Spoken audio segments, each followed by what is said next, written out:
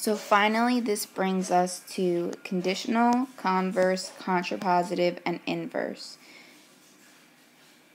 Conditional we just talked about. It's if P, then Q. So this is what we're starting with. P and Q are both simple statements. The converse means the P goes to the end, so the P becomes the conclusion, and the Q becomes the hypothesis.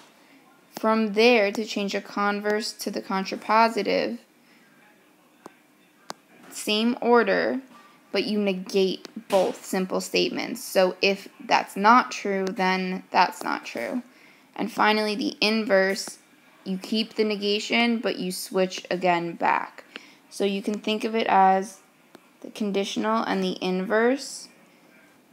In the conditional, you start off if P, then Q. The inverse is if not P, then not Q. The converse, you switch P and Q. And the contrapositive, you negate in that order. If not Q, then not P. Equivalent statements have the same truth value. So if you start off with a conditional statement, let's say, if the measure of angle A is 15 degrees, then angle A is acute, and the truth value here is true. The contrapositive is always going to have the same truth value as the conditional. So if A is not acute, then the measure of angle A is not 15 degrees. So when you negate the conclusion, and that becomes the hypothesis, and you negate the hypothesis, and that becomes the conclusion, conditional and contrapositive will always have the same truth value. Same goes for converse and inverse. If angle A is acute, then the measure of angle A is 15 degrees. That's false, because it possibly could be a different measure. The inverse, if the measure of angle A is not 15 degrees, then angle A is not acute. Again, in this case, that's false, because it could still be 30 degrees and be acute. So let's say we started off with the conditional. If I drive to the store, then I will buy a pumpkin. So I drive to the store is the hypothesis, and let's say that that's P. I will buy a pumpkin is the conclusion, and let's say that that's Q. So we're saying P implies Q. And I'm going to start you off on the basis that, yes, I do drive to the store, and I then buy a pumpkin, which means the whole conditional is true. If something true implies something that's true, the whole statement is true. So now let's talk about the inverse of the conditional, because we know that the inverse,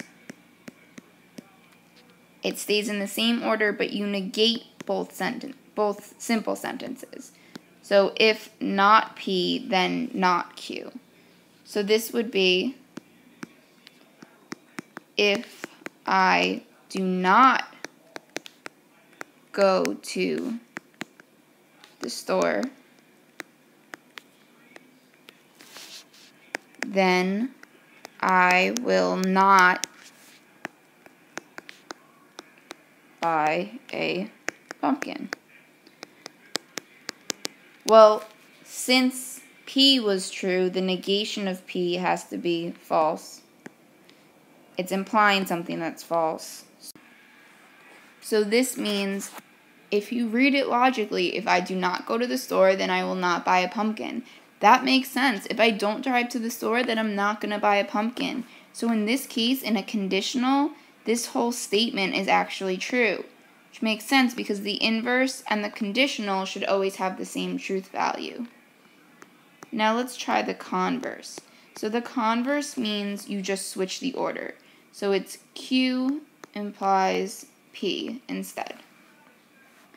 Well, this would be written as, if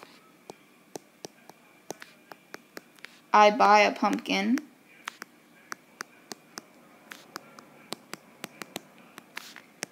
then I drive to the store.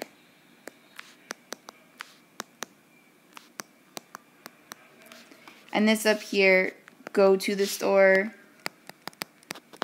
I meant drives to the store. So if I buy a pumpkin, then I go to the store. Well, we're saying, all right, I buy a pumpkin. So let's say that that's true. Does that necessarily mean that I drove to the store? Well, before we said that P was true, so we have something true, again implying something that's true. And again, we'll get to this more later, but in this case, the whole thing is going to be true. And finally, we have the contrapositive,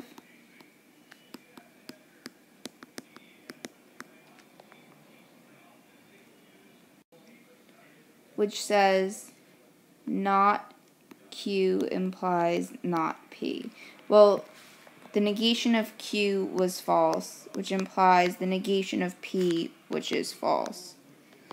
So this statement would be, if I do not buy a pumpkin, then I do not drive to the store. Which again, just by reading, using logic, if you don't buy a pumpkin, then you do not drive to the store. That would be, overall statement would be true.